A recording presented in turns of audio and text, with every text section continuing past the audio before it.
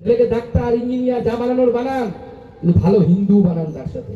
আর বাড়িতে একটা করে ধারালো অস্ত্র রাখুন, আর বাড়িতে একটা করে ধারালো অস্ত্র রাখুন। আমি তো শিক্ষিত বলেই জানি, কিন্তু শিক্ষিত মানুষ যে এরকম হিংসাত্মক কথা বলতে পারেন সেটা থেকেই প্রমাণ হয় বিজেপি এবং আরএসএস এর যে আদর্শ নীতি, তারা কোন পথে দেশকে নিয়ে যেতে চাইছে। সুস্থ সামাজিকভাবে বলা উচিত ছিল যে ছেলেদের হাতে মেয়েদের হাতে কলম ধরে দেওয়া, তার জায়গায় সেখানে তিনি বলছেন অস্ত্র ধরতে। অর্থাৎ প্রমাণিত যে ভারতবর্ষের যে ঐতিহ্য, বাংলার যে প্রগতিশীলতা, তার জায়গায় তিনি একটা হিংসাত্মক জায়গায় নিয়ে যেতে চাইছেন। এটা একটা অত্যন্ত দুর্ভাগ্যজনক যে বিজেপি আসলে চায় না লেখাপড়া শিখুক, কারণ শিক্ষা তাদের পুরো বিরোধী একটা অবস্থান শিক্ষার। কারণ শিক্ষা আনে চেতনা, চেতনা আনে বিপ্লব। সেই শিক্ষা তারা চায় না। তারা চায় যে বাংলার মানুষ নিজেদের মধ্যে মারামারি কাটাকাটি করে মরবে এবং তাদের নিজেদের ছেলেমেয়েরা বিদেশে গিয়ে পড়াশোনা করে বড় হবে, এই তো তাদের অভ্যাস। সুতরাং এর থেকে মানুষকে বুঝতে হবে যে কোন পথে এগোচ্ছে, অত্যন্ত খারাপ একটা বিষয়ের দিকে এগোচ্ছে। আমি আশা রাখবো বাংলার মানুষ বুঝতে পারছে এবং আগামী দিনে তার ফল বিজেপি ভোগ করবে। এদের যারা কেন্দ্রীয় মন্ত্রী, মানে এটা তো রেস চলে, যে যত হিংসাত্মক মন্তব্য করবে তার তত উন্নতি হবে।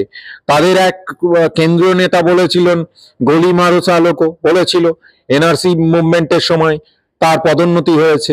এখানে সুকান্ত বাবু অলরেডি মন্ত্রী হয়েছেন, তিনি চান যে তার রাজ্য সভাপতি পদটাও হয়তো থাক। দিলীপ বাবু এইসব করে তার সভাপতি পদ ধরে রাখার চেষ্টা করেছিল, কিন্তু ধরে রাখতে পারেননি। এখন এই যে অসির থেকে মসির জোর বেশি, এইটা পণ্ডিতরা বলে গেছেন, তারা এটা বিশ্বাস করেন না। কারণ বিজেপি চায় অশিক্ষিত হয়ে থাকুক, তারা ধর্মান্ধতায় বিশ্বাস করে, তারা মানুষের অশিক্ষায় বিশ্বাস করে, যে মানুষকে অশিক্ষিত করে রেখে ভাইয়ে ভাইয়ের মধ্যে লড়িয়ে দিয়ে প্রগতিশীল সমাজের উল্টো দিকে দাঁড়িয়ে বিজেপি কথা বলে। তারা অত্যন্ত রিগ্রেসিভ একটা সোসাইটির কথা চিন্তা করে। আজকে যে পথে তারা এগোনোর চেষ্টা করছে, তাতে আগামী দিনে আফগানিস্তানের মতো যে তালিবানি শাসক সেরকম তারা তৈরি করতে চাইছে না, সেটা বলা মুশকিল। এর বিরুদ্ধে লড়তে হবে। এটা নীতিগতভাবে বিজেপি সমাজের একটা, মানে কি বলবো, সমাজে বিজেপি দলটা সমাজের পক্ষে ভয়ঙ্কর, ক্ষতিকারক। এদের থেকে মানুষকে দূরে রাখাই শ্রেয়।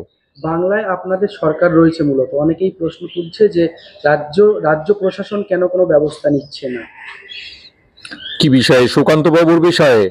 না, ব্যবস্থা নিচ্ছে না মানে বাংলায় গণতন্ত্র আছে, বাংলায় বিরোধী দলের নেতা নেত্রীদেরকে সম্মান জানানো হয়, বিরোধী স্পেসকে ছেড়ে দেওয়া হয়, যাতে তারা মনে করে যে গণতন্ত্র এখানে সকলকে বলার সুযোগ দেয়। কিন্তু সেক্ষেত্রে কি হচ্ছে, এরা তার অপব্যবহার করছে।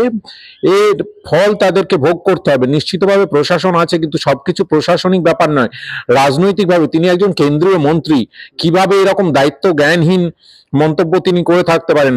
পক্ষান্তরে তিনি তো হিংসা ছড়াচ্ছেন। এই হিংসা ছড়ানোর উদ্দেশ্যে প্রশাসনের সত্যি সত্যি প্রশাসনের থেকে ব্যবস্থা নিয়ে তার জেল হওয়া উচিত ছিল। কিন্তু বাংলার সরকার নরম মনোভাবাপন্ন সরকার, গণতান্ত্রিক পদ্ধতিতে তারা বিশ্বাস করে, রাজনৈতিক শিষ্টাচারে বিশ্বাস করে বলে এখন অব্দি কিছু করেনি। অন্য জায়গা হলে অলরেডি